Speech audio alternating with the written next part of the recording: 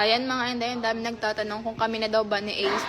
Guys, collab lang talaga yon. Hindi magiging kami ni Ace kasi puro TikTok lang yan content.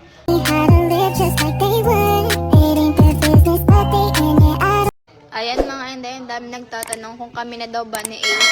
Guys, collab lang talaga yon. Hindi magiging kami ni Ace kasi puro TikTok lang yan content. And wala talagang mali siya pag sumasayaw kami. Kung ayaw niyong maniwala, edi tatanungin natin si Ace. Andito naman siya. Ace, dami nagtatanong kung tayo na daw ba. Hindi pa guys, collab lang.